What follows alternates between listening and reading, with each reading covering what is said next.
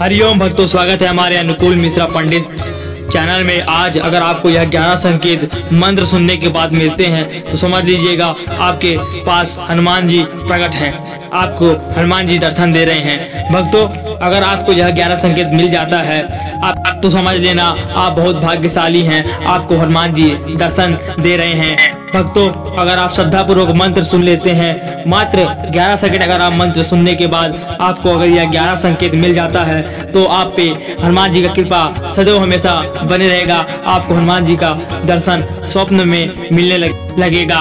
भक्तों, आइए जानते हैं वह पहला संकेत। अगर आपको कान में आवाज या धुन प्रकट होने लगे, अजीब आवाज आने लगे तो समझ आइए हनुमान जी आपको संकेत दे रहे हैं। और दूसरा संकेत यह है कि अगर आपके आंखों में पानी या कुछ धुंधला आने लगे तो समझ आइए हनुमान जी आप पर कृपा बनाए हैं।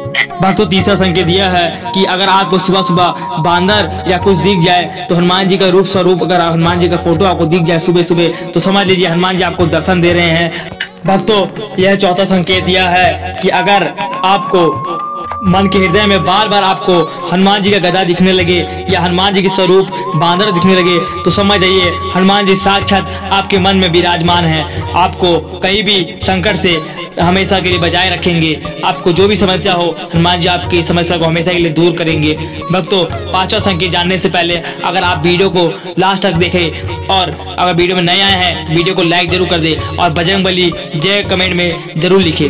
पांचवा संकेत यह है, मंत्र सुनते सुनते आपको धन की प्राप्ति होगी और शत्रु का विनाश होगा। आइए भक्तों, हनुमान जी का बीज मंत्र सुनते ही आपको धन की प्राप्ति होगी। ओम नमो हनुमते रुद्रावताराय सर्वशत्रु सहंग्रणाय सर्वरोगाय सर्ववशीकरणाय रामदूताय स्वाहा।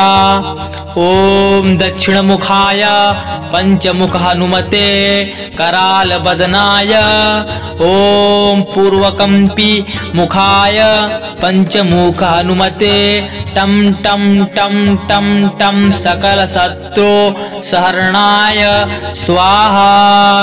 ओम नमो हनुमते रुद्रावताराय सर्वशत्रु सहंग्रणाय सर्वरोगाय सर्ववशीकरणाय रामदूताय स्वाहा।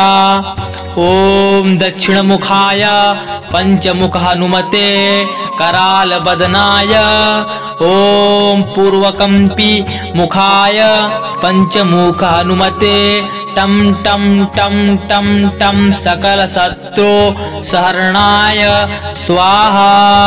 ओम नमो हनुमते रुद्रावताराय सर्वशत्रु सहंग्रणाय सर्वरोगाय सर्ववशीकरणाय रामदूताय स्वाहा। ओम दक्षिणमुखाय पंचमुख हनुमते कराल बदनाय ओम पूर्वकंपी मुखाय पंचमुख हनुमते टम टम टम टम टम सकल शत्रु सहरणाय स्वाहा। ओम नमो हनुमते रुद्रावताराय सर्वशत्रु सहंग्रणाय सर्वरोगाय सर्ववशीकरणाय रामदूताय स्वाहा। ओम दक्षिणमुखाय पंचमुख हनुमते कराल बदनाय ओम पूर्वकंपी मुखाय पंचमुख हनुमते टम टम टम टम टम सकल शत्रु सहरणाय स्वाहा। ओम नमो हनुमते रुद्रावताराय सर्वशत्रु सहंग्रणाय सर्वरोगाय सर्ववशीकरणाय रामदूताय स्वाहा। ओम दक्षिणमुखाय पंचमुख हनुमते कराल बदनाय ओम पूर्वकंपी मुखाय पंचमुख हनुमते टम टम टम टम टम सकल शत्रु सहरणाय स्वाहा। ओम नमो हनुमते रुद्रावताराय सर्वशत्रु सहंग्रणाय सर्वरोगाय सर्ववशीकरणाय रामदूताय स्वाहा। ओम दक्षिणमुखाय पंचमुख हनुमते करालबदनाय। ओम पूर्वकंपी मुखाय पंचमुख हनुमते टम टम टम टम टम सकल शत्रु सहरणाय स्वाहा।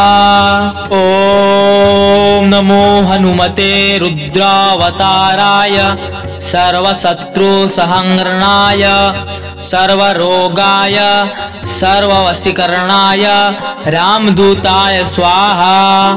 ओम दक्षिणमुखाय पंचमुख हनुमते करालबदनाय। ओम पूर्वकंपी मुखाय पंचमुख हनुमते टम टम टम टम टम सकल शत्रु सहरणाय स्वाहा। ओम नमो हनुमते रुद्रावताराय सर्वशत्रु सहंग्रणाय सर्वरोगाय सर्ववशीकरणाय रामदूताय स्वाहा। ओम दक्षिणमुखाय पंचमुख हनुमते करालबदनाय। ओम पूर्वकंपी मुखाय पंचमुख हनुमते टम टम टम टम टम सकल शत्रु सहरणाय स्वाहा। ओम नमो हनुमते रुद्रावताराय सर्वशत्रु सहंग्रणाय सर्वरोगाय सर्ववशीकरणाय रामदूताय स्वाहा।